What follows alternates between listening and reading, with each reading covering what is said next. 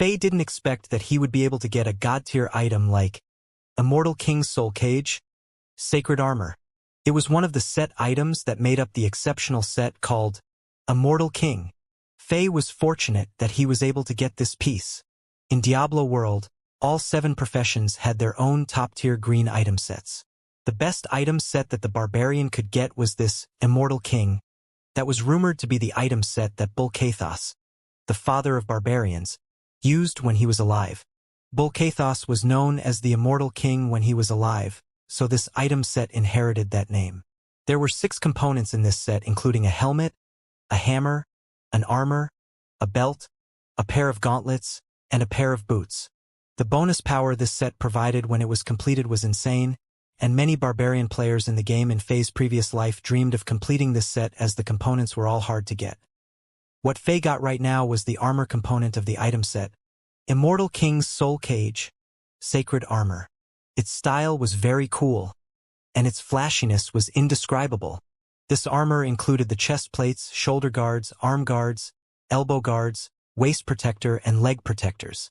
In total, this armor covered up to 60% of Faye's body. In addition, the design of the armor and its artistic style was unmatched. It wasn't restraining to wear at all like other armors. It was a heavy armor that only the gods could make. Faye was so excited that his body twitched uncontrollably.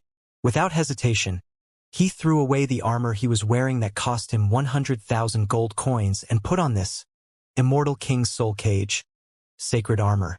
He instantly felt an unprecedented power.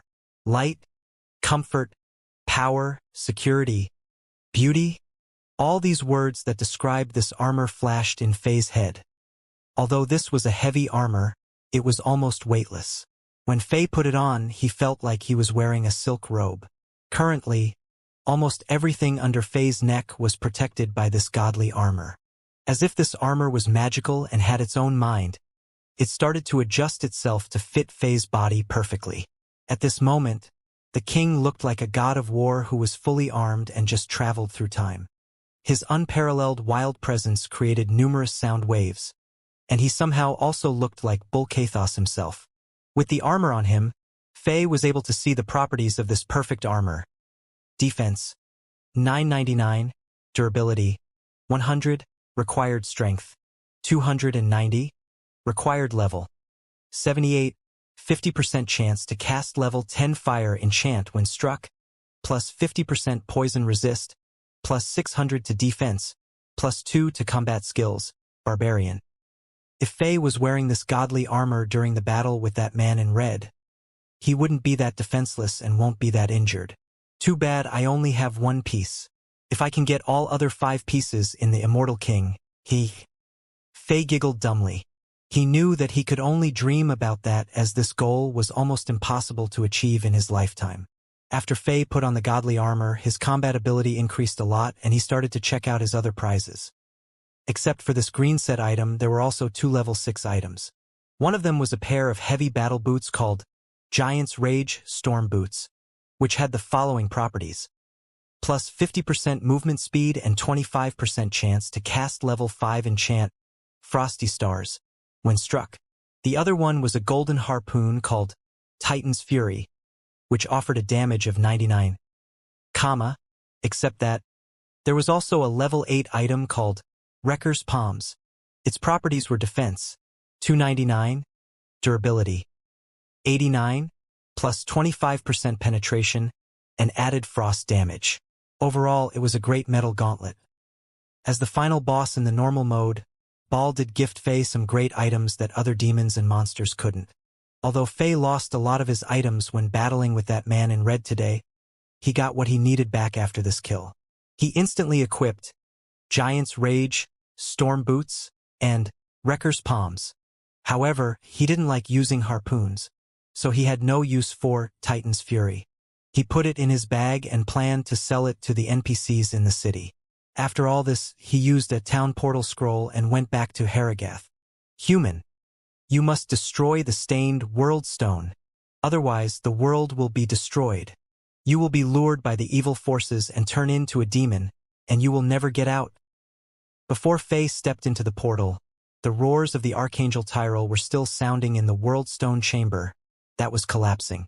Somehow, Faye sensed a faint anger in the voice, as if this dull NPC suddenly got some emotions.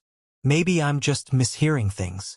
After Faye went to Haragath, he sold all the stuff that he didn't need to NPC Anya.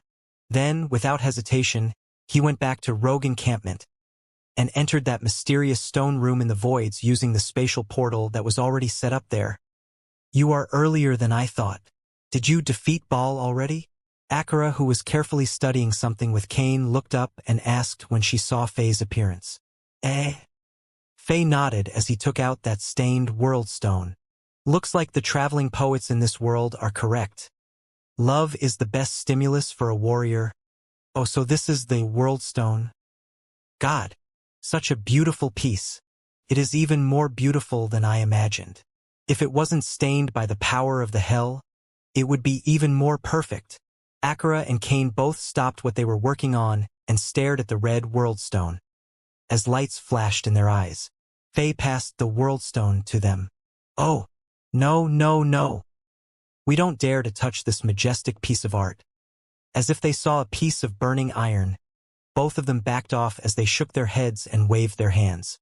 It is too dangerous. We will for sure turn into demons if we touched it.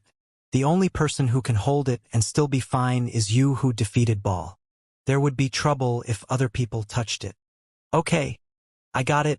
Faye put the stained world stone into his bag and asked nervously, Did you guys find a way to purify it? Almost. Mr. Faye, don't worry. There is enough time. Please wait for a moment. After Faye mentioned this, the two mad scientists went back to work. Faye saw them studying the book, Demon King's Wisdom. The two of them already decoded and broke through the lock put up by the stone lanterns flowing in the air, and they already took this book out of its original spot. At the moment, they were absorbed as if they discovered something they never knew before on the last page of the book. Faye had to hold on to the anxiety he was feeling and wait patiently. This mysterious stone room was discovered in the basement of the headquarters of Blood Edge Mercenary Group. Except for Demon King's Wisdom, there was also a golden skeleton with a huge axe in its hand. Faye turned around and looked at this golden skeleton that was a lot smaller than an ordinary human, and he knew that this skeleton was a very powerful creature when it was alive. It had died a long time ago as its flesh was all gone, but its bones still gave Faye a very dangerous sensation. When Faye first saw the skeleton, he thought that this skeleton was a moon-class elite when it was alive, but it was clear that he was wrong. After he tried to get close to the skeleton as a level 99 barbarian, he realized that he still couldn't do it. If he wanted to get within 5 meters of this skeleton, he would be shredded into pieces by that huge powerful pressure alone. The more powerful Faye got, the more powerful this golden skeleton was in his eyes. Time passed the slowest when a person was bored of waiting. Therefore, Faye put on his new gauntlet, Wrecker's Palms, and tried to put his hands within 5 meters of that golden skeleton. Instantly, the crackling noise sounded, and the durability of this pair of level 8 item, which was the highest leveled item in Diablo World, dropped drastically. It almost got destroyed in an instant. Too dangerous. This is only a skeleton of an entity who died long ago. This sensation. This entity was probably far above the realm of Moon class. Even the Sun class lords probably can't compare. The king was shocked. As time passed by, Faye grew more powerful, and his understanding of this continent and its power structure got clearer. As a result, he was able to sense the power level of this skeleton now clearly. In fact, he could tell that this golden axe in its hand was a god-tier item, and Faye really wanted to get his hands on it. Without question, Faye knew that he could have easily killed that man in red if he had this golden axe in his hand today during battle. However, the sensation that this golden skeleton was emitting was too dangerous, and there was no way that Faye could get this axe. He could only stand there and watch this item shine. When I get powerful enough, I will come and take this axe for sure. The king thought to himself and got even more curious about the origin of this skeleton. How did such a powerful entity die in this small mysterious stone room? It feels like someone severely injured this entity. How terrifying must the other entity be? Oh God! It is finished. Haha! Finally! Mr. Fei, come to check this out. Akira and Kane shouted as they waved their arms crazily. They looked like they discovered a new continent. They cheered, "We found a way! This?" Fei rushed over in excitement. It seemed like these two mad scientists had activated a hidden magic array on Demon King's wisdom. A dash of greenish-blue light shot out of the last page of the book, and it projected an image into the air. It was an image of a huge ancient structure that looked like an altar. It was almost 1,000 meters tall. Overall, it seemed like a huge pillar that extended into the sky, and it didn't look like it was something that humans could create. There were 18 huge green warrior statues that were more than 100 meters tall around this altar, and somehow, they gave Fei a strange familiar sensation. A dash of lightning flashed in Fei's head as he suddenly realized why these statues looked familiar to him. He turned around, looked at that golden skeleton, and realized that these 18 warrior statues weren't about humans but rather a species that this golden skeleton belonged to. From the look of their sizes, it seemed like they were the creatures that only existed in the tales told by the traveling poets. They were all dwarves. This golden skeleton was a dwarf before. He was a mighty dwarf. Fei forced himself to calm down and carefully observe the image projected by Demon King's wisdom, as it showed the location of the altar and possibly the path to it. After all, it was the only thing that could purify the World Stone. Mr. Fei, from what we found in the book, if we can find this mythical altar, we would be able to use its power to purify the World Stone, Kane said. Although this old man had been overworking lately, he was still energetic. With his messy hair and beard, he said, "It is magical. Such a thing exists in this world." Fei frowned and interrupted. "1 second. Can one of you tell me where this altar is at?" "Eh? This? We don't know. Not yet." Akira and Kane got embarrassed, and their faces turned red. With their heads lowered, they gave Fei a lousy answer. Fei was a little speechless. For a moment, he felt like kicking their asses for hyping him up so much. As if he sensed the mood of the supreme leader, Kane quickly stroked his white beard and said, "Mr. Fei, this is the best method that we can come up with. You have to know that although this world stone is small, it is the core of Diablo World and is what kept the world running. If we want to purify it, we need a ton of divine and positive power. Only this mythical altar recorded in this Demon King's wisdom fit this criterion. Yeah, from this image, we can see that this mythical altar is at least 1,000 meters tall. Such a magnificent structure must be famous in this world. If you pay more attention to similar structures, we might find it in no time. Such structure must be famous, and there must be records on it." Akira tried to explain the situation to Fei. Fei didn't say anything. To his knowledge, there wasn't such a thing called mythical altar in this world. For a while, the king was very interested in all kinds of tales and legends on this continent, and he read up on a lot of the histories and books. However, he had never heard nor seen anything even close to this.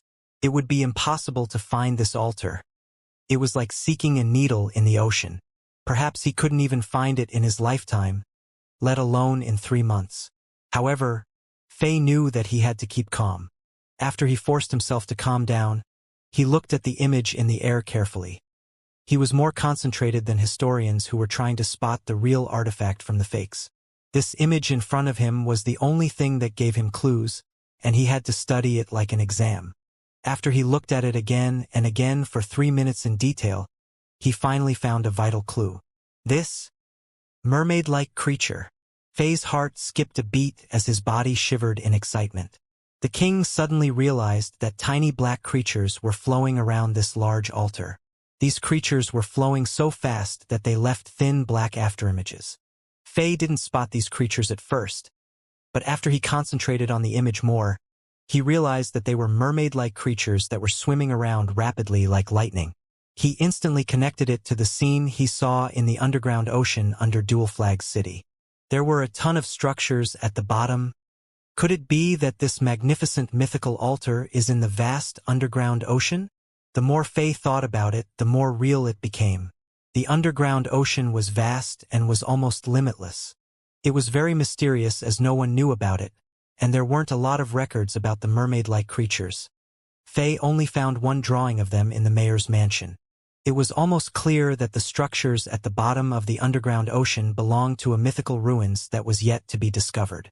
If this mythical altar that was more than 1,000 meters tall existed in this world and was not known to people, the underground ocean was one of the few places that it could be at. Doesn't matter what is going on. I have to dive into the underground ocean and seek out the only clue I have. After he made his decision, Faye memorized this image that was projected out of the last page on Demon King's wisdom. He then cut off the energy injection into the book, and this image disappeared. Without the energy, Demon King's wisdom stopped glowing and returned to its dark and ordinary look. Without the lights, this book looked a little ragged. If it was thrown on the street, no one would pick it up. You guys can keep this book and continue studying it. Faye sighed and said after he saw Akira and Kane looking at him like puppies that were waiting to be fed. He wasn't planning to keep this book with him in the first place. He knew that there was too much valuable information on this book, and it was a waste on his hand. Only mad scientists like Akira and Kane could really utilize this book and uncover the real values. Hee, great. Thank you, Supreme Leader. Kane was glad that he got Demon King's wisdom back, and he let go of the breath he was holding in. Suddenly, as if he thought of something, he took out 4 scrolls that had faint purple lights around them and gave them to Faye. It looked like he was trying to gift something great. They are? Faye asked. He could tell that they were different from Town Teleport Scroll and Identify Scroll. They are the product of our research. They are terrifying imprisonment scrolls, Kane said proudly. After they studied the mysterious runes flowing around on the yellow walls, as well as the magic arrays on the 5 stone lanterns that were floating in the air imprisoning Demon King's wisdom, they used the same principles and created these scrolls. Although the power of these scrolls was unstable, their imprisonment abilities are insane. After activation, each of the scrolls was able to create a spherical dark light prison that was able to capture and lock up a powerful master. Hee, Mr. Faye, if you got locked up in one of them, you might not be able to break free in a day. Akira and Kane were proud as they said that. Faye nodded but still asked doubtfully, so, the dark light prison could only last a day? This is only our primary research project. The weaker the target is, the longer he or she would be locked up. We are still trying to come up with better versions. If there is enough time, we might be able to create a powerful scroll that could even lock up Sun-class lords. It is easy to use these scrolls. You only need to put in some magic energy and use your spiritual energy to lock onto a target. Kane instantly opened his eyes wide and explained when he saw Faye doubting the power of the scrolls. The king nodded. Although Kane and Akira weren't that powerful, they were great at research and innovation. As if they made up Faye's high-tech laboratory, they kept on coming up with new products and items. Technology capability is the driving force behind productivity. This was a famous saying by someone on Earth, and it fitted the situation on Azeroth continent as well. These 2 mad scientists worth a lot more than a troop that was invincible. Faye believed that there were similarities between magic civilization and technology civilization, and he thought that the products of technology could be recreated using magic. In order to do so, he had to rely on these 2 elders. After thinking everything through, Faye was no longer than anxious. Thank you 2 for the hard work. Faye thanked the 2 after he looked at the tired faces in front of him. He felt sorry for pushing them so hard. As long as you know. Humph. Kane blew on his long white beard and then laughed. However, it is our interest. Studying and learning about the mystic magic energy is my goal in life. An intoxicated expression appeared on his face when he said that. Akira also nodded along. Faye always had strange ideas, but these ideas would challenge them and make them think outside the box. Although they would create a lot of small items that couldn't do much damage in battle, the fun of creating new things fitted with the mindset of these 2 elders. Oh right, Mr. Faye. Phrase 1 of the reconstruction of Chambord City is completed. We had adjusted our original plan according to some of the ideas in Demon King's wisdom, and I'm sure that you will be surprised when you go back. Kane thought about something and said. He was proud of his work, and he wanted Faye to see the masterpiece. I will go back in a little while. Faye nodded and replied. He suddenly thought of something as well and added, I have an idea. Cain and Akira instantly focused and held onto their breath. Every time Faye said that he had an idea, it was usually interesting and unheard of. To mad scientists like Akira and Cain, these ideas were like feasts in their eyes. Could we build these teleportation portals that exist in Rogue Encampment in this world? Since this type of teleportation could work in Diablo world, it must be able to work in this world. If we can make it work, then my troops would be able to appear anywhere without worrying about being trapped.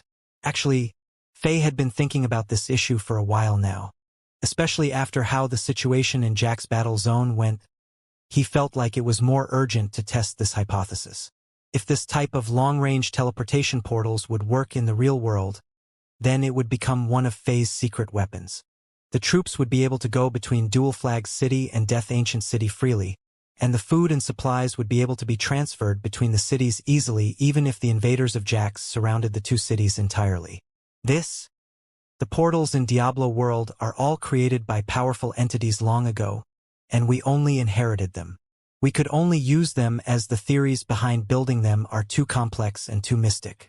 We would have a hard time decoding them as the relevant documents and books are all gone, and some of the key bits of knowledge disappeared in history. It would be very tough to recreate them, Cain said. Soon, he continued as he stroked his beard. However, we discovered a lot of interesting things on this Demon King's wisdom. If we can find the other book called Demon King's Strength, we might have an 80% of recreating the portals. All right, I got it, Faye nodded. He knew that it couldn't be forced. After he chatted with the two a little longer, he left the stone room. He had to enter the underground ocean and see if he could get to the structures at the bottom. Finding the mythical altar and using it to purify the stained world stone was the only way to save his loved ones. The sun was setting, and there were a dozen new tents in the campsites of Jax. There were 12 people from Big Snow Mountain. Except for the mighty man in red who was known as Snow Mountain Hermit and Moon-class elites MODOK and Tony. There were 6 9-star warriors and 3 servants who had the strength of 7-star. After everything was arranged in the military, Prince Farrington came into the biggest tent among these new tents to greet his master. Master! Although Farrington was a prince, he was very respectful in front of this man in red as he single-kneeled. Get up! The man in red nodded. At this time, the mist covering his face finally disappeared and revealed his face. He looked like he was in his 20s and he looked quite handsome. Although there was a red mole between his brows, it added to his majestic presence. He observed Farrington with his sharp eyes that contained wisdom and sighed. Your cultivation slowed down. Farrington got a little ashamed. Since he left Big Snow Mountain a year ago, he was busy with creating his presence and establishing his influence in Amsterdam. When he was free, he had to study books on leading troops and controlling an empire. He couldn't focus 100% on cultivation like how he did on Big Snow Mountain, and his progress on the path of warrior slowed down unexpectedly. However, everyone had different interests. Farrington wasn't as interested in the path of cultivation. If he had to choose again, he wouldn't regret his decision. When Emperor Fuji sent a messenger to Big Snow Mountain and wanted you to go back to Amsterdam, I didn't agree with it. Out of the 12 disciples I have, you are the most talented. You can be considered as a genius that is rare to see in 100 years. If you can focus on cultivation, you would become a Moon-class elite in 30 years for sure, and you might even become a Sun-class lord in 100 years. I knew that the administrative duties in the capital of Jax would slow down your progress and waste your talent. Too bad that you wanted to leave Big Snow Mountain when you heard your father's call. Looks like what I'm worried about became true. You are an 8-star warrior when you left Big Snow Mountain. With your talent, you should be a 9-star warrior now. But you are still an 8-star warrior. I'm very disappointed. At this moment, Snow Mountain Hermit wasn't that cruel master who wanted to kill his enemies. Instead, he was a strict master and a caring elder. MODOK and Tony, who lost to Faye today, were also in the tent. After he heard the man in red praising Farrington as the most talented disciple, a jealous expression appeared on Tony's face. Snow Mountain Hermit saw that, but he didn't say anything. However, there was still a flash of disappointment and helplessness in his eyes. After Farrington heard what the man in red said, the guilt on his face intensified. He kneeled down respectfully and said, "It is my fault for disappointing you, master. Please penalize me." Snow Mountain Hermit shook his head and said, "Since your goal is not to become the strongest warrior, why should I punish you? However, you have to remember one thing. Only the true masters control everything. When Emperor Yasin defeated all the empires in the region and created a powerful empire from a small affiliated kingdom, he didn't rely on his political affiliations, strategic calculations, his military, and the population of Zenith. He only relied on his powerful strength. Your father saved Jax that was on the brink of collapse and made it into one of the most powerful empires in the region. He relied on his strength as well. If you look around all the empires, Zenith, Spartax, Jax, Eindhoven, Saint Germain, their uprise and fall are all closely tied to the individual strength of their emperors and the top-tier warriors they had. Since you want to become the emperor of Jax, you should put more effort into cultivation. Otherwise, even if you inherited your father's throne, you would lose a lot of power, and Jax would fall into a state of chaos due to your weakness. This was Farrington's first time hearing these honest and caring words from his master, and he was touched and felt guilty at the same time. What Snow Mountain Hermit told him were all new to him. He never thought about it that way, and people around him never said that to him as well. In fact, his master's viewpoint was almost on the opposite spectrum of the popular ideas. However, Farrington knew that his master wasn't lying to him. After he thought about the examples his master gave, he felt like his master was correct. Perhaps only the people at higher levels could see the world through a more transparent lens. I got it. Farrington bowed and thanked his master. The man in red sighed and said after observing Farrington's expression, "I hope you mean what you said.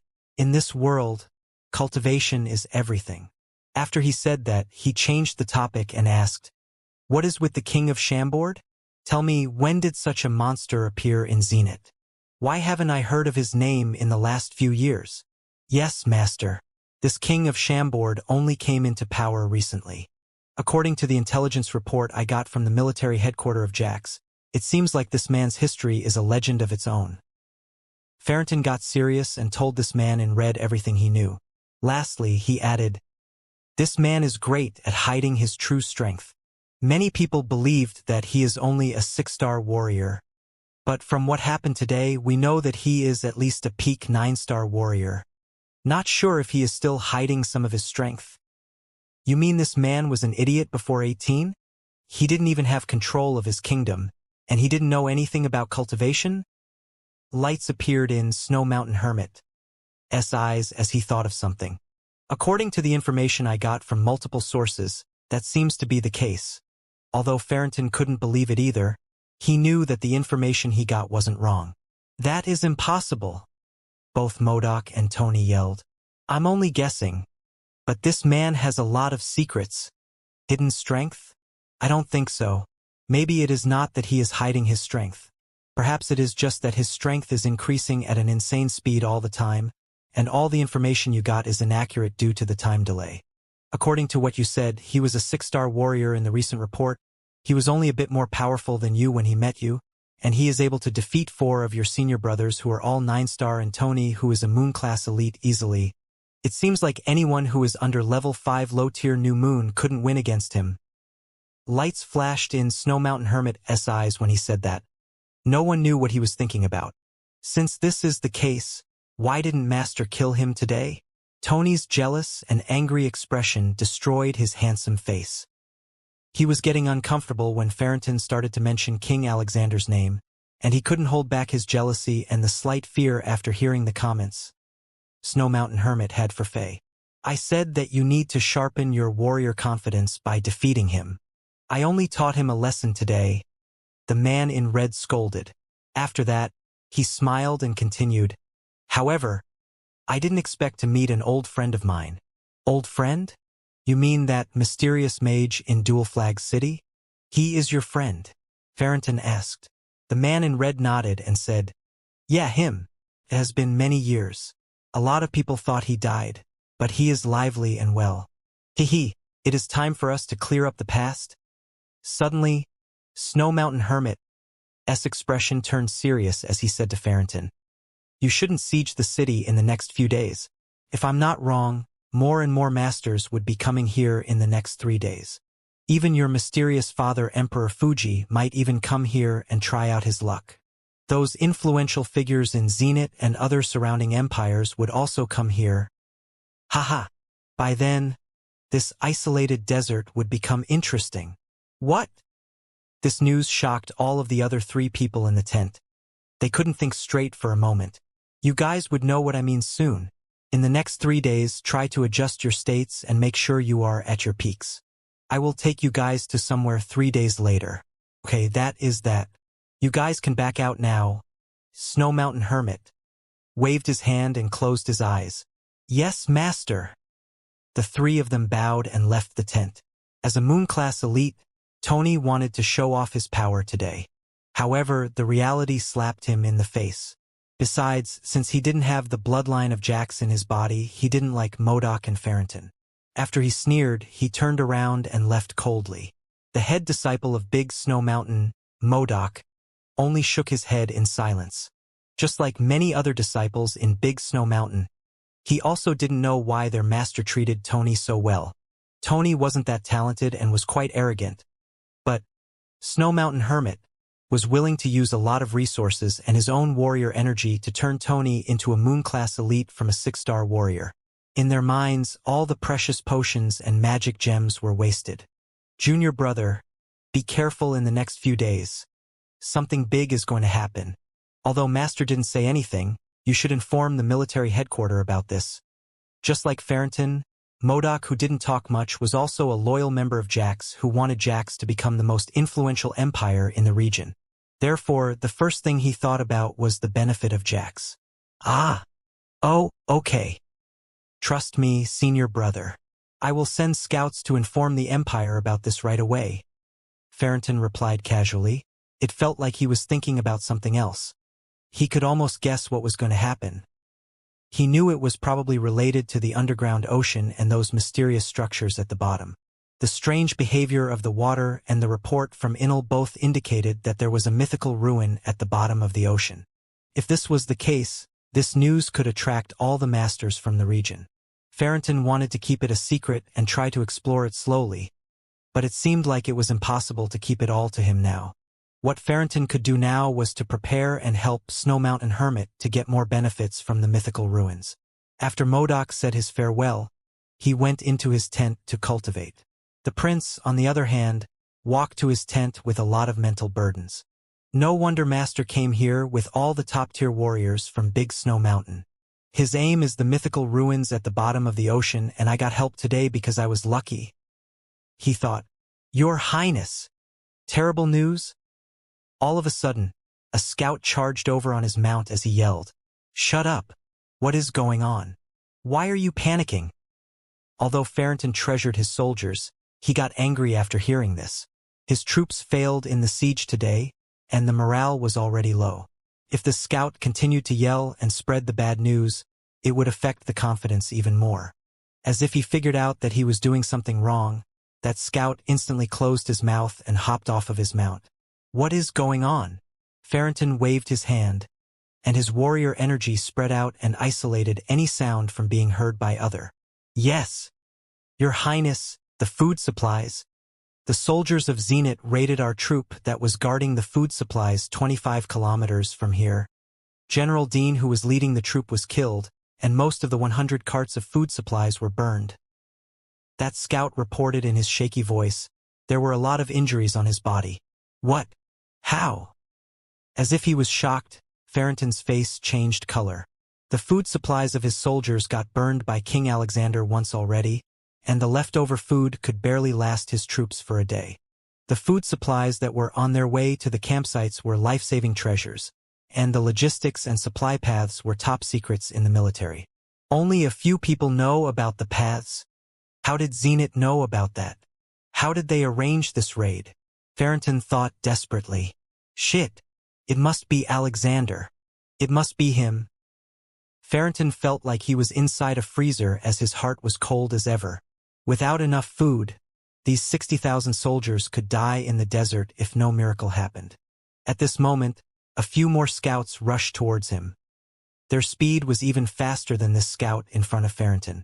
As soon as they got to the prince, they jumped off their mounts and cried, "Your Highness!" The soldiers of Zenith ambushed the 12,000 elite Sand Tiger Cavaliers, and they got crushed. General Kendo died with more than 7,000 Sand Tiger Cavaliers, and General Erdis is coming back with the rest of the men? Ah! Farrington screamed and fainted on the spot. Damn it! Why is it like this? I'm only 500 meters away from the bottom, yet I couldn't get to those buildings. The water pressure here is insane. Deep down in the underground ocean, Faye stared at those magnificent structures at the bottom of the ocean inside. The closer he was to the bottom of the ocean, the stronger the water pressure got. However, the increase in water pressure was beyond the explanation of physics, as if there was an invisible power repelling all external entities. Even though Faye had quite a few items from Diablo World on him, he could only get to this point. It was impossible for him to get closer to the bottom of the ocean even for 1 more centimeter. Right now, Faye was able to clearly see the mermaid-like creatures swimming around rapidly 200 meters below him using his spirit energy. There were a ton of these creatures, and each of them contained a ton of power. Faye felt like the powerful magic surge around them could easily defeat an 8-star warrior. However, it seemed like these creatures were imprisoned in a specific area by a mysterious force, as they couldn't get more than 300 meters away from the bottom of the ocean. Otherwise, if all of them charged at Faye, Faye could have died. Currently, Faye was able to scan the structures at the bottom of the ocean. What made him excited was that the style of the structures at the bottom was almost identical to the style of that mythical altar recorded in Demon King's Wisdom. Looks like I'm too weak. I probably only could get to the bottom of the ocean if I completed all the quests in Rogue Encampment in Nightmare mode. After several failed attempts to get to the bottom of the ocean, Faye decided to go back to Dual Flag City to increase his strength. When Faye swam up about 1,500 meters, a powerful warrior energy suddenly appeared from afar and spread around the area. It felt like a mighty warrior was scanning the region. What? There are other people here. Faye was shocked.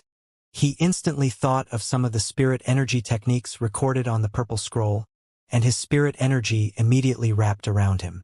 His spirit energy blended in with the water, and it easily fooled that warrior energy and didn't let Faye to be discovered. Faye only started to swim upward after that warrior energy disappeared. This warrior energy feels familiar. Wait, he is that man in red. He knows about the secret in this underground ocean as well. Shit. If he gets to the structures first. Faye realized that the situation was headed towards a direction that he didn't want to see. When he was close to the water wells, there was another powerful energy spreading around and scanning the water. Like a huge fish net, it seemed like this person was searching for something as well. Faye's face changed color as he used his spirit energy to wrap around him again. The spirit energy was great. Although these two people were much more powerful than Faye, they weren't able to discover his existence at all. When Faye returned to the ground, he wasn't in a good mood. Except for those two powerful people, Faye sensed 6 more powerful energies in the underground ocean in just 10 minutes. There were warrior energies and magic energies, indicating that there were at least 8 powerful moon-class elites in the region. They were all searching for something, and it seemed like they were worried about something and had their guards up. Using the mysterious spirit energy, Faye was able to sense these powerful energies without being discovered. However, after he carefully sensed the situation for a bit, he felt like these people knew each other well, and their energies separated after lightly colliding with each other. There wasn't any death battle as Faye hoped. It seemed like they were following some kind of implied agreement. What is going on? Faye frowned. Each energy represented a powerful master. Except for that man in red and the mysterious mage in the city, Faye had never met the other moon-class elites. However, he was sure that they were hiding in Dual Flag City, and they were waiting for a critical moment to arrive. Looks like something important is going to occur, and it must be connected to the underground ocean and those structures at the bottom, Faye thought. All of these people were powerful. Faye felt like each one of them had the strength comparable to that man in red and that mysterious mage. He couldn't defeat any of them, and increasing his power was his top priority. Faye decided to focus on his barbarian character. After he completed the last quest in Diablo World in normal mode, he didn't advance into the realm of Moon class. It seemed like he lacked something. After he got out of the underground ocean through a water well, Faye went to the mayor's mansion to check up on Angela and Elena. Faye had a mix of emotions on his mind when he saw the two beauties lying on the bed without consciousness. He was touched, worried, and angry at the same time. After I purify the world stone and save them, I will let that man in red pay for what he did. He will suffer 100 times the pain, Faye thought to himself. Every time he thought about that man, he would be enraged. Ever since he came to Azeroth continent, Faye had been getting all sorts of advantages. No one had made him lose so much in a day. Although the anger didn't show on his face, it was boiling in his mind. It was waiting for the perfect moment to erupt. After he walked out of the mayor's mansion, he marched towards the watchtower on the west gate with Torres behind him. It was already dark, and the sun was about to fall below the horizon. After the siege during the day, the calmness and quietness of the city felt more precious.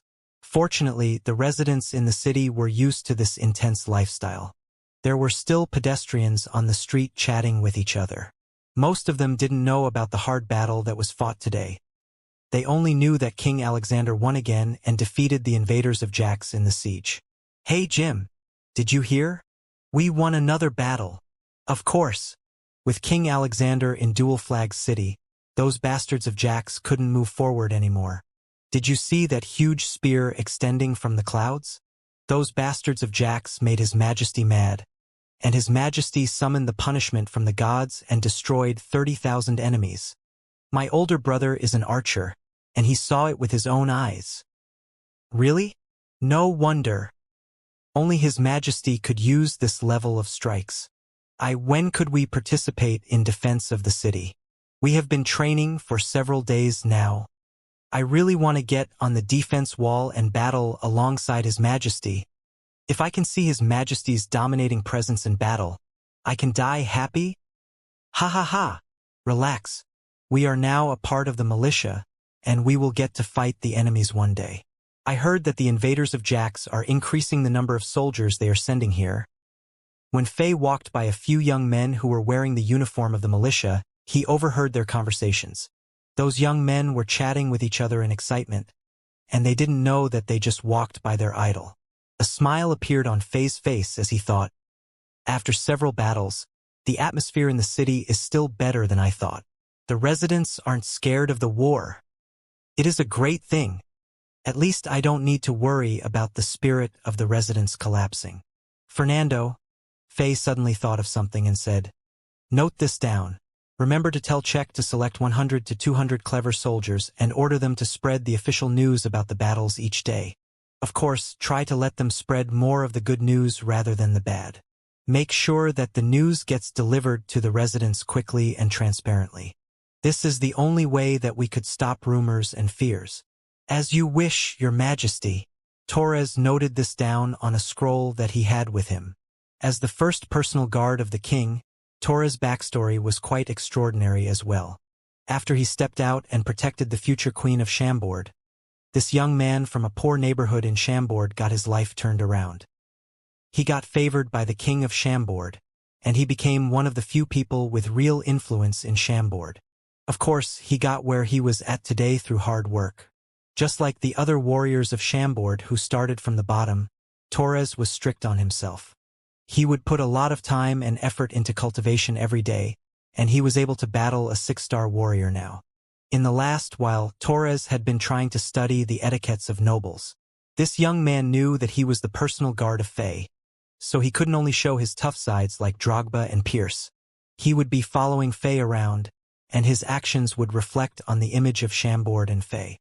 Although Faye never asked him to do anything, Torres had been trying to progress both strength and wisdom.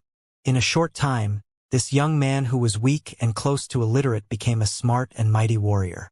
Although Faye didn't say anything, he witnessed all of this. He liked this young man who was honest, humble, organized, goal-orientated, and eager to learn. Also, Fernando, go to the West Gate right now and order the nobles to set up a feast and party in the watchtower. I'm going to celebrate the success with the 300 warriors who are about to be back. Faye turned around and said to Torres after he looked at the darkening sky and calculated the time. As you wish, Your Majesty. Haha. Legion Commander Alexander is such a genius.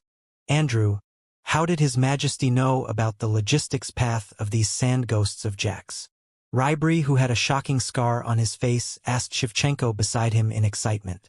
His armor was stained by blood and dust, and from his point of view, Dual Flag City was within in his sight. Sand Ghost was a mockery term that the citizens of Zenit in this region referred to the people of Jax. Haha, I think you should ask what His Majesty doesn't know. Shevchenko laughed and responded. At the moment, his appearance wasn't better than Rybri's. In fact, every one of them who participated in this mission was bathed in blood. Too bad we only burned half of the food supplies, and more than 60 brothers died. We couldn't even bring their corpses back, and we had to cremate them on the spot. Sadness appeared on Rybri's face when he mentioned those soldiers who died in the mission. He chose each of the 300 soldiers who were on this mission, and they were the most elite soldiers in Dual Flag City. He led these men and hid on the logistics path of Jax for a day and a night. 2 of the soldiers died in the cold, and they didn't even let out a sound as they were afraid that they might blow the cover. The other 64 soldiers were killed in battle. All the carts that Jax had were treated and were hard to set on fire. To successfully burn the food supplies of Jax, a lot of them blocked the blades of their enemies using their bodies. After thinking back to the soldiers who died on the mission, both Rybri and Shevchenko looked at each other and weren't excited anymore. If they could revive their comrades, they would ditch the military merits they earned. However, during a war, their enemies won't show any mercy towards them. We are close to the campsites of Jax. Tell everyone to be more careful. After the sun sets, we could get through them secretly. King Alexander should be on the other side to assist us, Rybri said to his assistant, and the 236 of them carefully approached Dual Flag City on their tiptoes. General, look, there are 2 people, a soldier suddenly said. Rybri and Shevchenko looked in the direction that this soldier was pointing at, and their pupil instantly contracted. On a sand hill that was about 60 meters tall, 2 people were sitting on top of it quietly. One of them was a mid-aged man who looked like he was in his 30s. He looked like a mage as he was wearing a white mage robe. Although his face couldn't be clearly seen, he looked extraordinary. At the moment, he had a huge wine bag in his hand, and he was chugging it down his throat. Beside him, there was a child who was about 9 years old. His long blonde hair was shiny under the sunlight, and he was wearing a warrior suit. At the moment, he was giving the mid-aged man a massage, and he looked adorable. Rybri and Shevchenko looked at each other, and they saw a sense of concern in each other's eyes. The Jax battle zone was really chaotic. Except for Dual Flag City, everywhere else in the region was under the control of Jax. The sudden appearance of this bizarre combination of 2 people was really strange in this environment. A mysterious atmosphere appeared as Rybri and Shevchenko noticed that the sandstorm that was happening couldn't get within 20 meters of these 2 people. It felt like an invisible force shielded them. Masters! Rybri and Shevchenko were shocked. After seeing that those 2 people paid no attention to his team of soldiers, Rybri calmed down a little. He knew that a lot of masters had strange personalities and didn't like to be disturbed by others.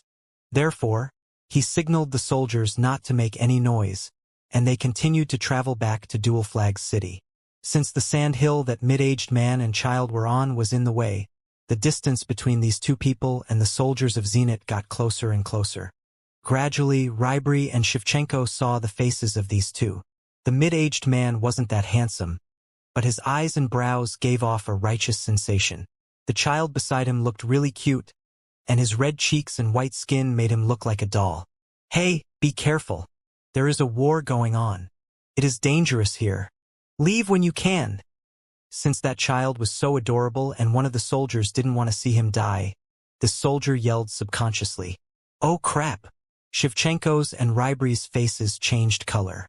Instantly, that child who was messaging the mid-aged man turned around and looked at the soldiers. There wasn't any white matter in his eyes. His eyes were completely black, as if they were pure black crystals. Rybry and Shevchenko were at the very front, and their bodies instantly froze. Sweats started to fell from their foreheads as if the Grim Reaper was sneering at them. They felt like many needles were poking their necks, and they had a hard time breathing.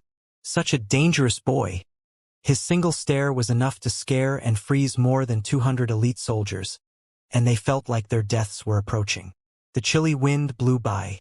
"Arthur, you are playing again. Don't scare these uncles." The uncle said that because he is worried about you.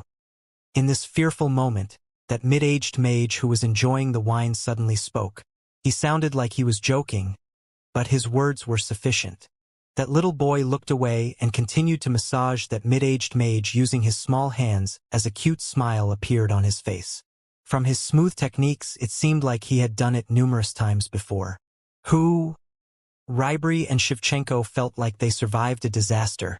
Although they guessed that these two were masters, they didn't expect this young boy to be so dangerous as well.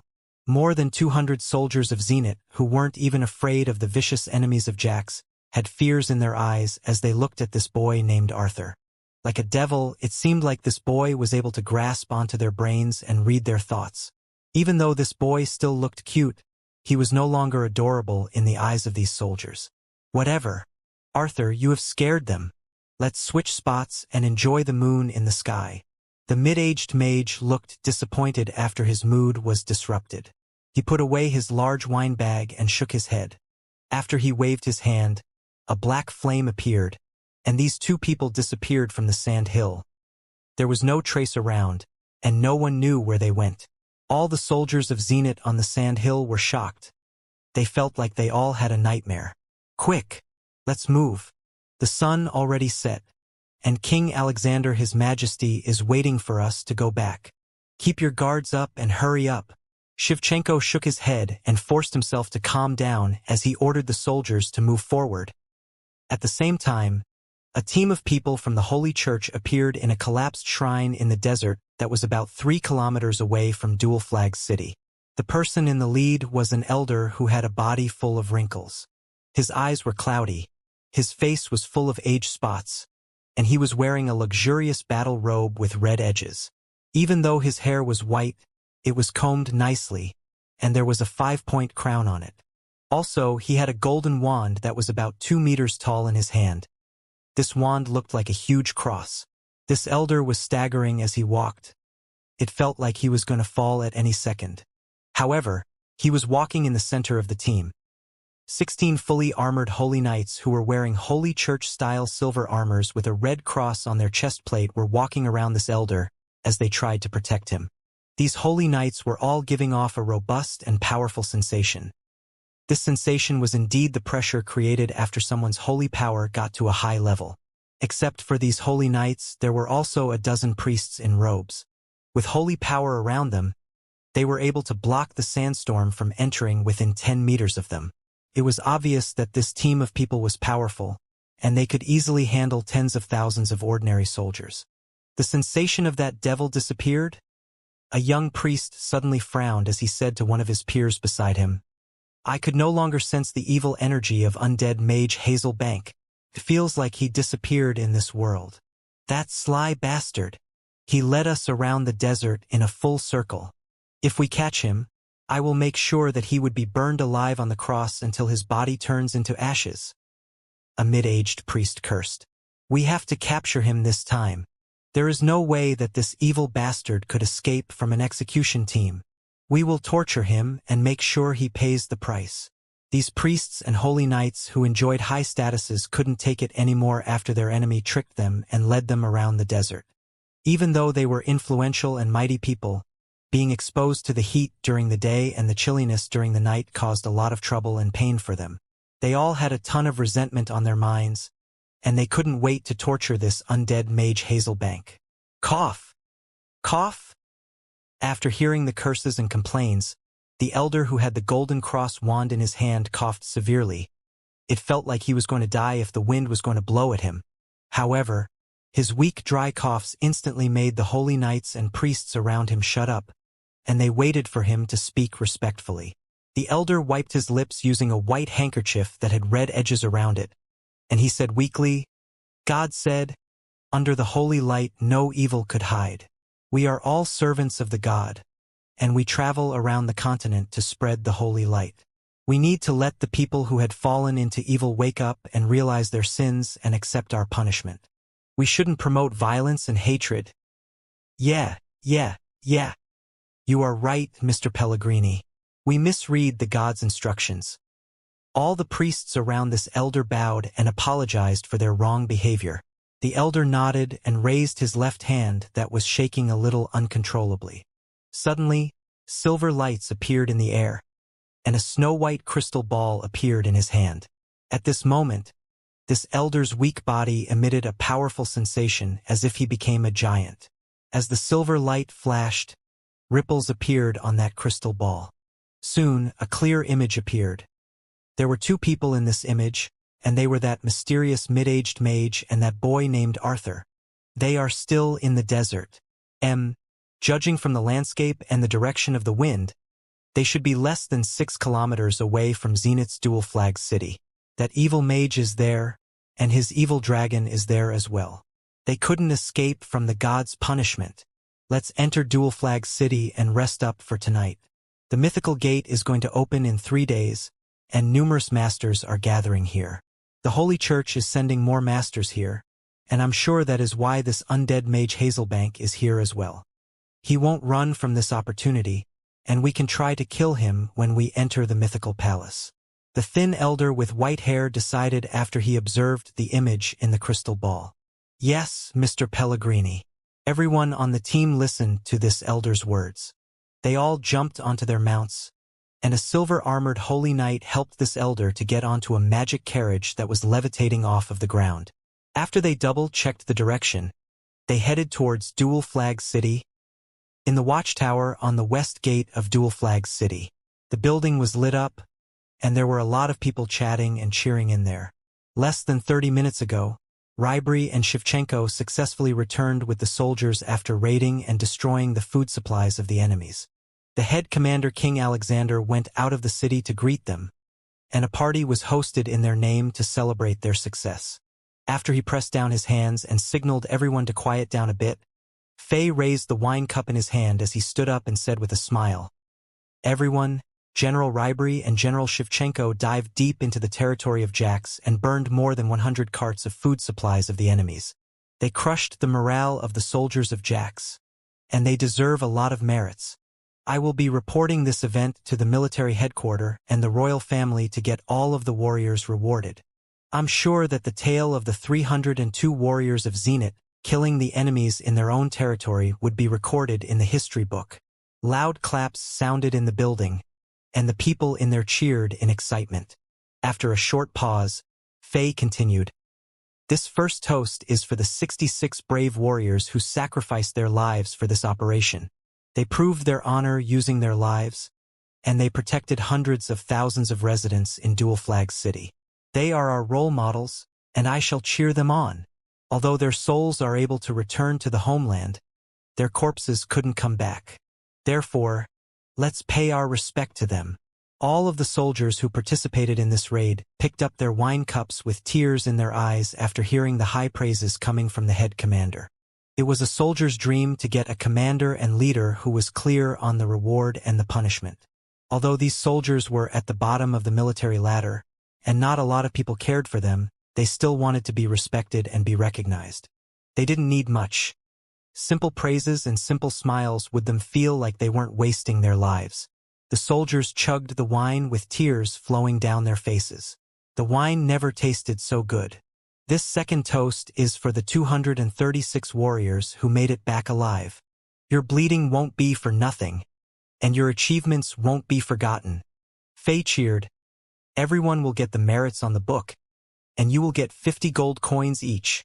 The warriors chugged down the second cup of wine. This third toast? Fei suddenly paused for a second and continued. This thirst toast is for this damn war. Just like you all, I hope it will end sometime soon. No one likes war. Maybe some people want to prove themselves and get credits by stepping on the corpses of others, but I'm not about that life. I hope my soldiers and warriors could live peaceful lives with their loved ones and not sleep with sharp blades in their hands.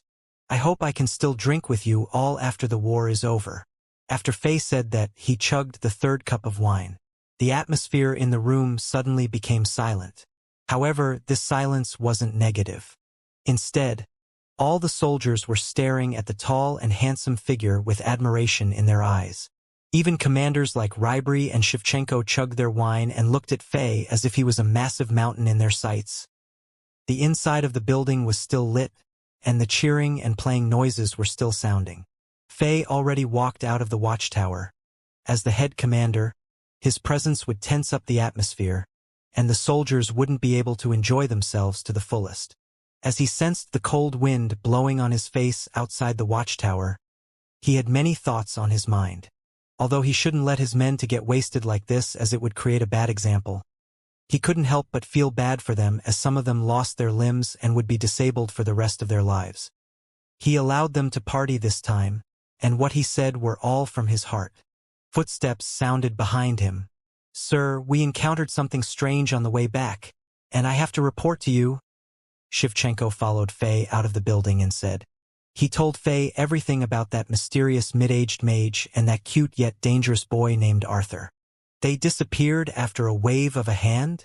Faye frowned and asked, "According to your description, that man is at least a moon-class elite. That cute boy must be powerful as well. Were his eyes all black? That is strange." "I think so too. However, they were too strange, and they are so close to the city. Although they don't seem like bad people, I think we should be aware of them," Shevchenko suggested carefully.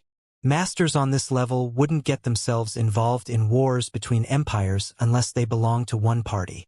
Besides, even if we are aware, we couldn't do anything against them. They are just too powerful. Faye already connected those two people with the masters that he sensed in the underground ocean.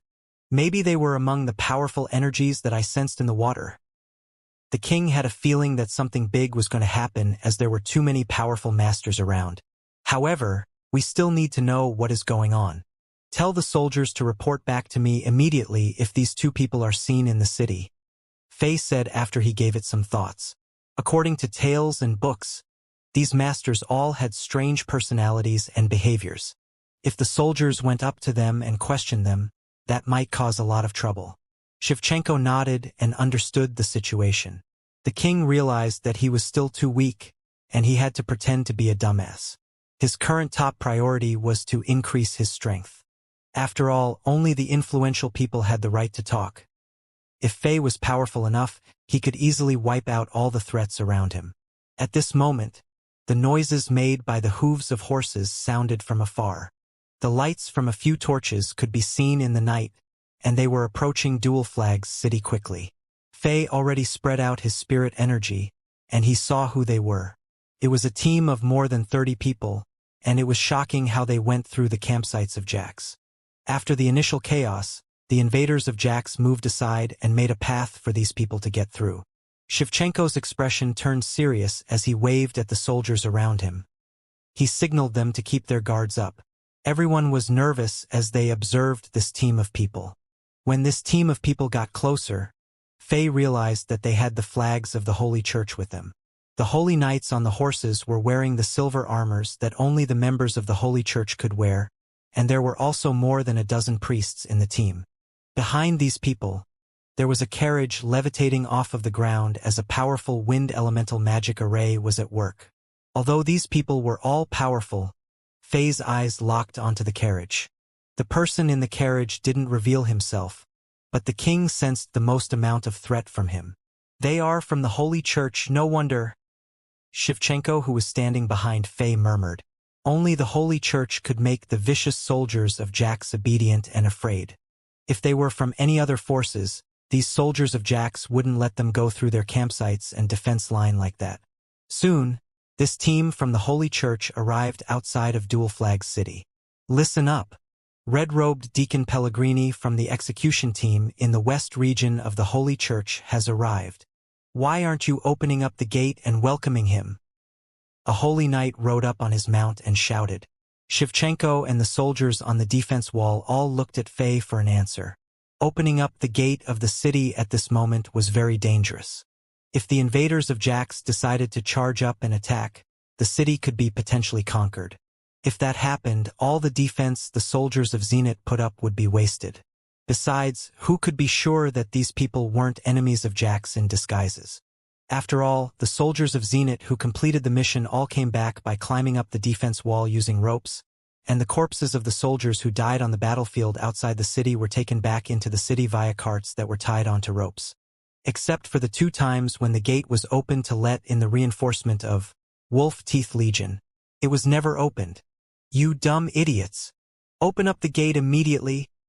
After seeing that the soldiers on the defense wall didn't make a move upon hearing the name of the Holy Church, that Holy Knight got mad and yelled, "You pigs! How dare you hesitate after seeing the arrival of an execution team from the Holy Church? Do you want to die?" Since this Holy Knight was so arrogant, Faye lightly released the strength of his level 99 barbarian as he looked at that Holy Knight. As if he suddenly felt a mountain on his shoulders, this Holy Knight instantly shut his mouth and didn't dare to say anything else. "Open the gate!" Faye smiled and gave the order as he looked back. "Sir, we shouldn't. If..." Shevchenko was a cautious person. After hearing Faye's order, he quickly suggested, "We can tell the soldiers to drop down some baskets and pull them up that way. How would these high-up people in the Holy Church be willing to enter the city using baskets? They won't agree for sure. These people are dressed fancily and are all-powerful. They shouldn't be the invaders of Jax in disguise, and Farrington doesn't dare to ask his soldiers to pretend to be from the Holy Church. After all, anyone who dared to pretend to be from the Holy Church were all hunted down by the execution teams, and they were burned alive on the cross in the headquarters of the execution branch of the Holy Church. There is even a red-robed deacon among them. We can let them in. They could even potentially benefit our defense," Faye said after he thought for a bit. "As you wish." Shevchenko calmed down a little after seeing Faye's confident demeanor. He turned around and ordered, "The Legion commander had spoken. Open the gate. Crank, crank, crank, crank, crank." The ear-piercing gear-gliding noises sounded as more than 20 small magic arrays shone. Then, the steel fence in front of the gate weighing more than 5 tons was slowly pulled up, and the iron gate slowly opened to the 2 sides. Tap, tap, tap. A series of clip-clopping noises sounded as this execution team from the Holy Church entered the city. "Close the gate!" The commanders on the defense wall shouted. Instantly, the gate started to close, and the steel fence began to drop down slowly. Faye and Shevchenko walked down the defense wall. They weren't walking fast as the king was still trying to figure out the intent of these people and wanted to see if they could be used to defend against the invaders of Jax. Before they reached the ground, they heard a series of screams followed by cursing and whipping noise. Faye's face changed color as he dashed down the defense wall. "I asked you to open the gate faster, and you dare to speak back to me? I will fucking kill you. Go tell that damn head commander of yours to come here and see me." A Holy Knight shouted with an angry expression as he sat on his mount and whipped the few soldiers who were guarding the gate mercilessly. As if they were getting burned in a fire, the soldiers rolled and screamed in pain on the ground. This Holy Knight had the strength of 8-star, and he was very vicious. Every single whip from him would destroy the soldiers' armors, and the skin on the soldiers' bodies got whipped open. In just a second, one soldier got whipped 5 times and he was close to dying. Even though this Holy Knight was mighty and could kill these ordinary soldiers easily, he controlled his force and wanted to torture these soldiers on purpose. "How dare you!" A shout sounded as someone dashed towards this Holy Knight. Whoosh! A dash of silver sword energy collided with the horsewhip in this Holy Knight's hand. Then, a young and handsome figure appeared. He helped the soldier who was fainting to stand up as he stared at this Holy Knight with a furious expression. "How dare you? Who are you? How dare you attack an execution team of the Holy Church? Humph! You must be an evil entity, and you must be friends with the evil undead mage Hazelbank. You shall be burned alive on the cross," that Holy Knight shouted. He knew that dash of sword energy was powerful, and he would have been killed if it went directly at him. However, as a member of the Holy Church, he had been spoiled by others. Even though Faye was a lot more powerful than him, he opened his mouth and gave Faye the title of evil arrogantly. Humph! How dare he attack me? There are too many masters who are more powerful than me but still got tortured by me. You will be next. This holy knight thought to himself. As he was still thinking about how he would torture this young man and planning to signal his peers, this arrogant holy knight suddenly saw a flash of golden light with his peripheral vision. As if he was struck by lightning, his body froze, and his eyes almost popped out of his face as they opened wide. His peers who were joking and laughing beside him had the same reaction as well. The young man who just appeared had a golden battle ring under his feet, and golden holy power had been spreading out like waves in the ocean. God! This golden holy power? The members of the Holy Church who cultivated holy power couldn't be more sensitive to this unique holy power, and they all knew what it meant. It was the unique symbol of God's favorite children. These people were the most influential in the Holy Church, and they all had bright futures.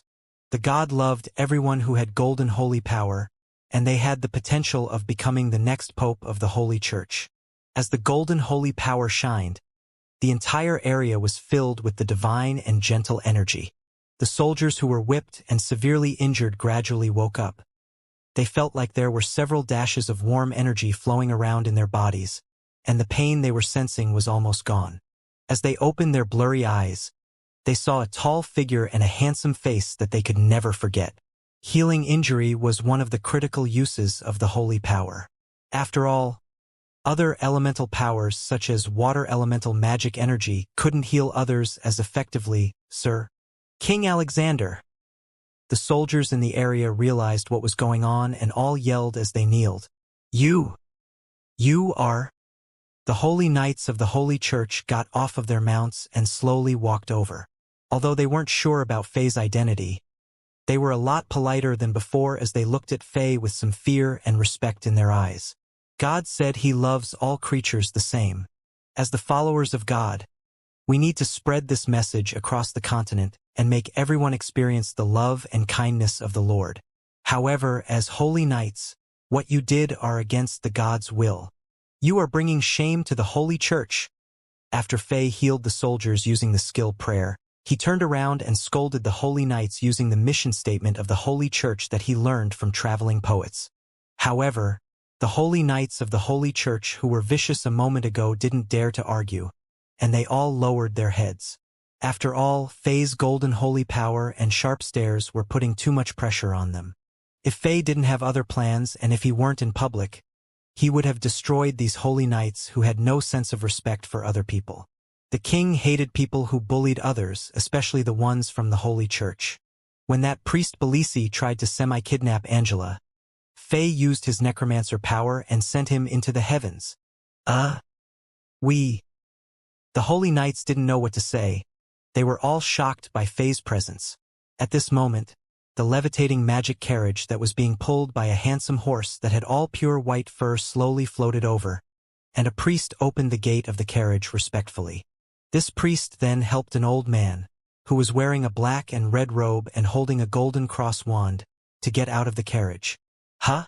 This old man must be Red Robe Deacon Pellegrini, and he must be influential.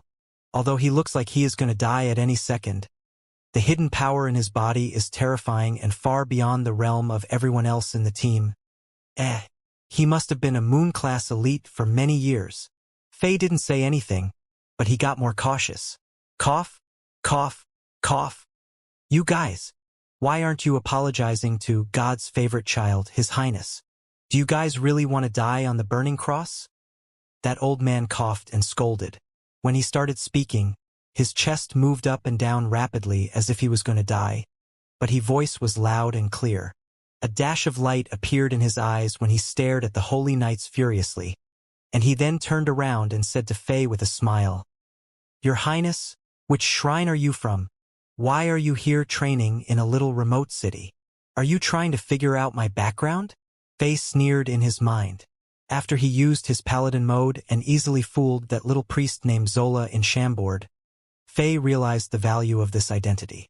After he read some books about the Holy Church, he already knew what it meant to have a golden battle ring under his feet.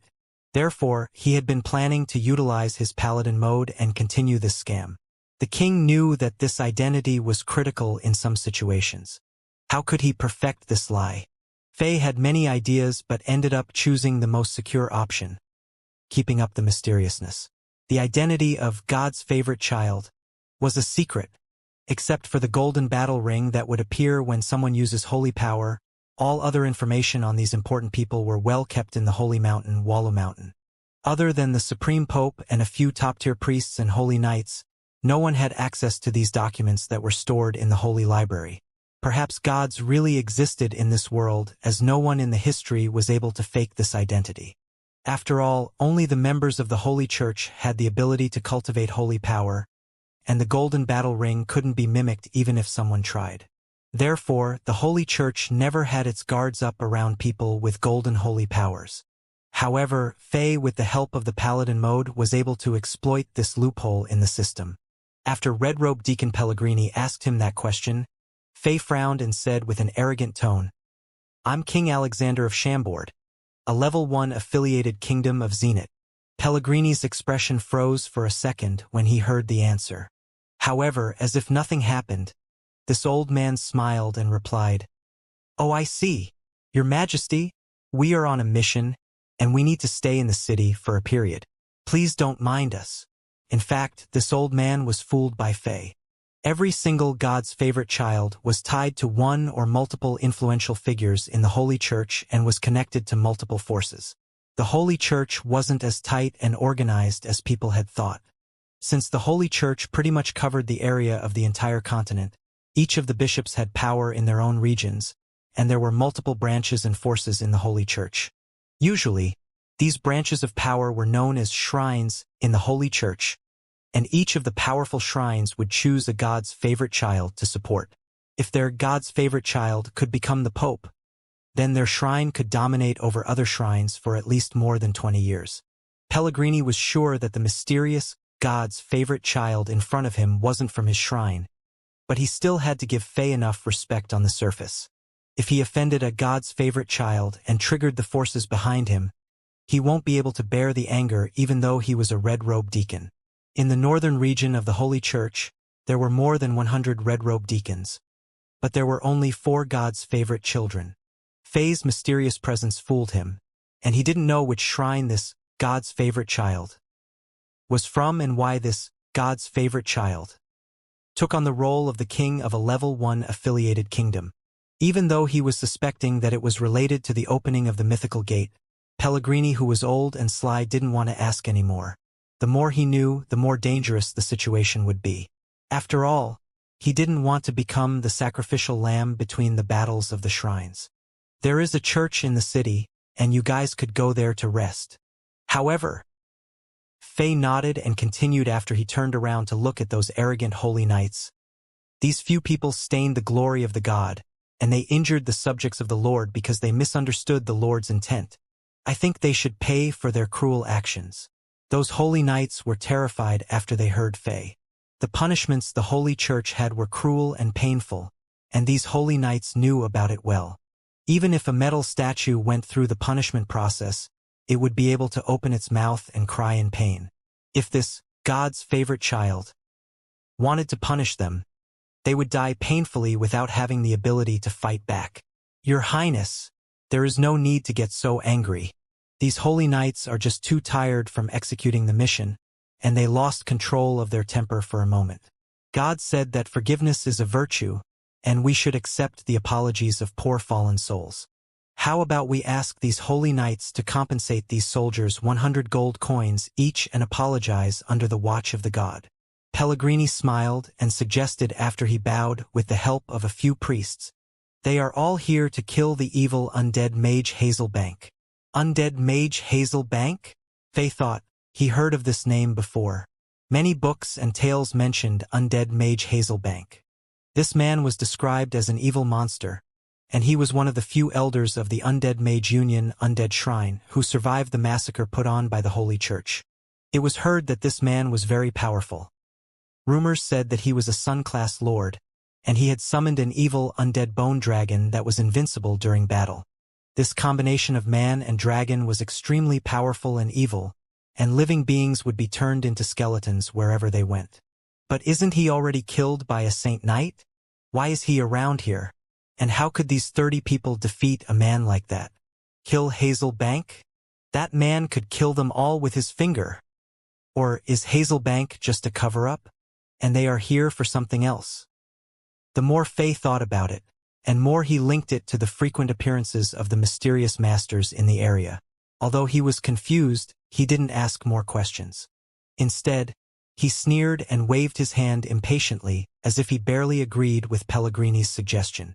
Even though Pellegrini was mad at the rudeness of Faye, Faye's arrogant appearance made him believe that Faye was indeed a real god's favorite child. He looked back at the Holy Knights, and the terrified Holy Knights quickly took out the money from their pockets and gave them to the injured soldiers respectfully. In their minds, they just survived a disaster. After that, they hid behind the carriage and didn't dare to look at Faye again. After Pellegrini smiled and said thanks to Faye, he returned to his carriage. However, before he got into the carriage and went to the church in the city, he looked back at Faye with a sharp and vicious light in his eyes. That light flashed by quickly, and most people didn't notice it. Faye looked at the direction of the church with a smirk on his face. He was the only person who noticed that light and sensed the murderous spirit. However, since these people of the Holy Church was now inside the city, Faye had many ways of dealing with them. He had the necromancer character, and the death energy was the holy power cultivator's kryptonite. Even though this red-robed deacon was more powerful than Priest Belisi, who was with Kaka, Faye's strength increased dramatically in the last while. Sir, thank you for saving us. After this execution team of the Holy Church disappeared into afar, the soldiers around the West Gate kneeled and expressed their gratitude. That situation was extremely dangerous for them. It was no different to walking around a Grim Reaper. The members of the Holy Church didn't care about others' lives, and these soldiers could have been killed without justification. It wasn't an exaggeration to say that Faye saved their lives. At the moment, they were looking at Faye as if he was a real god.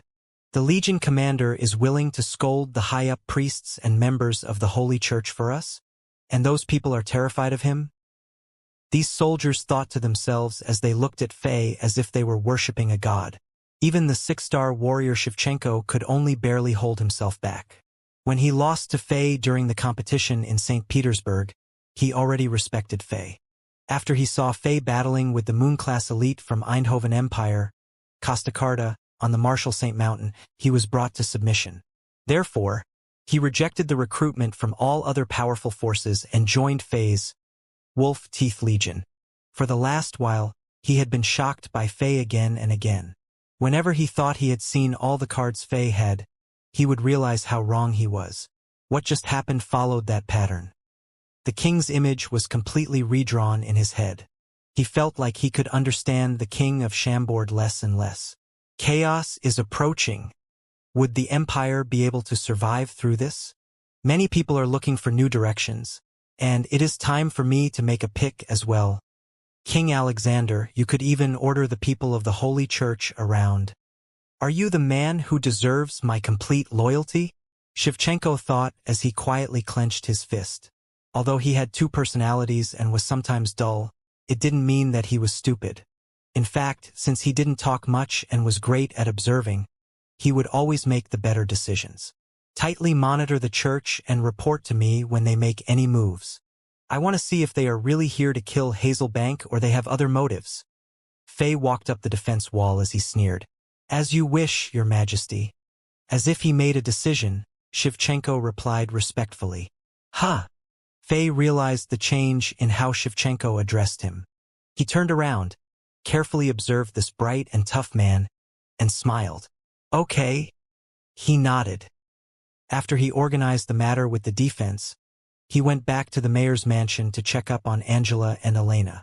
After he fed them some healing porridge and spent some time with them, he chatted with Emma a little and made sure that everything was secure around here. When he went back to the watchtower on the west gate, it was already the latter half of the night. The party was over, and most of the soldiers showed the discipline and didn't get wasted. When Faye returned, the soldiers were all gone. Some of them went back to rest, and some of them even picked up their weapons and went to participate in the patrol. Faye's influence and charisma were demonstrated in this situation.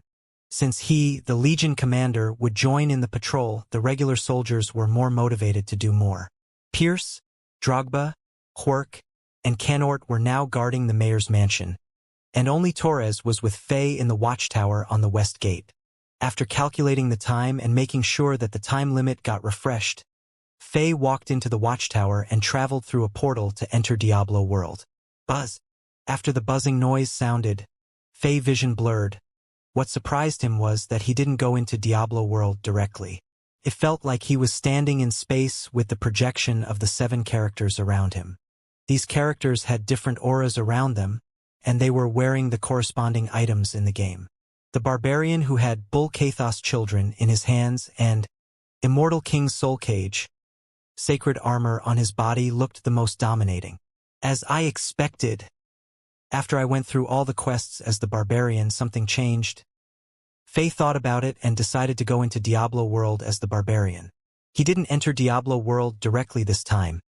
A dash of flame appeared before his eyes. Normal mode. Nightmare mode.